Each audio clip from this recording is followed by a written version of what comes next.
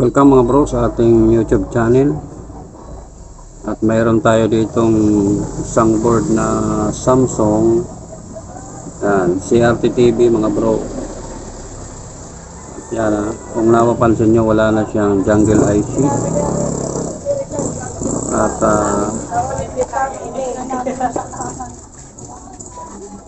ito. Yan, yung nandito yung capacitor dyan, yung timing capacitor, saka yung isa pa dito wala na rin.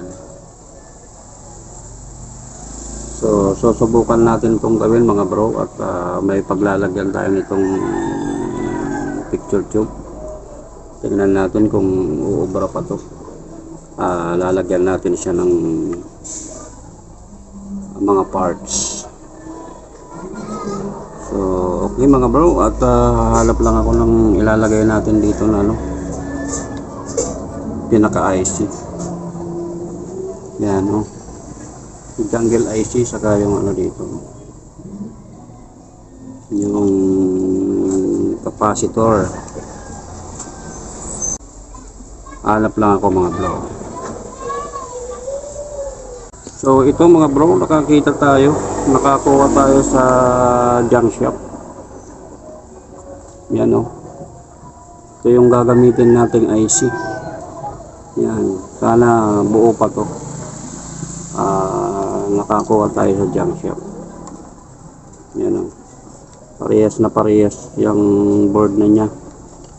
So itatry natin to kung wala na bang ibang problema.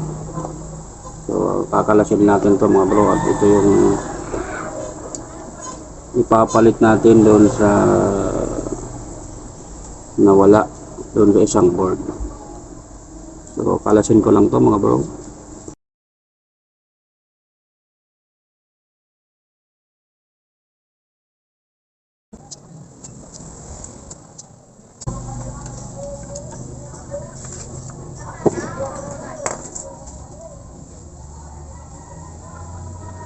Nakalas na natin mga bro. Ito na yung pinaka jungle IC nya. Tapos yan ito. Yan mga bro, at kinakalas na natin yung capacitor dyan. So yan ito yung gagamitin natin na pampalit.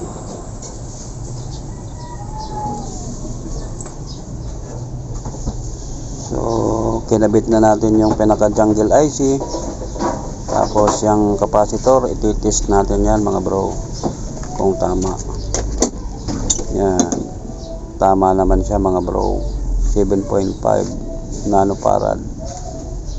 At yan 364, ibig sabihin yan 360 nano. So 369 ang lumabas. Okay din yan mga bro, okay pa yan. So inaayos lang natin yung butas ng pagkakabitan natin ng capacitor. So ayan, at ikabit na natin yan mga bro. Pagka sira yan mga bro, yung timing capacitor na yan, pagka sira yan, naninibak siya ng hot, it's out mga bro. So yan na yung jungle IC. Sinusolder na natin yan, at lininis natin yung mga pagitan para walang short. So yan na mga bro, yung picture tube na sasalpakan natin ng board. At habang sinasalpak natin yan mga bro, shout out sa ating mga katik vlogger.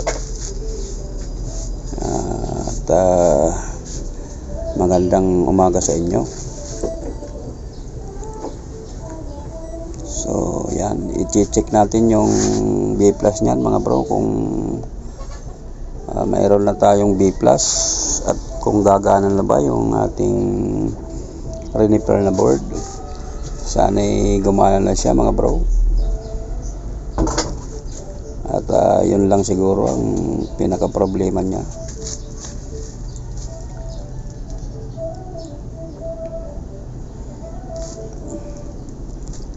Wait lang ng kaunti mga bro at inaayos pa natin. I-check natin yung B+ dyan. Sana meron tayong 125 volts.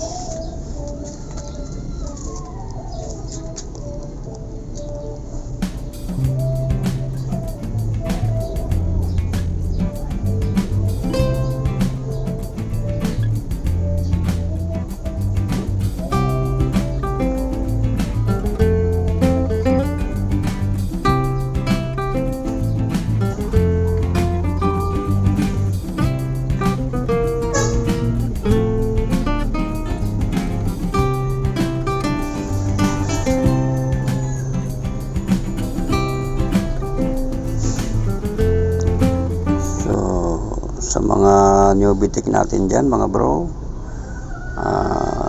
ingat-ingat sa pag-DIY natin, pagre-repair.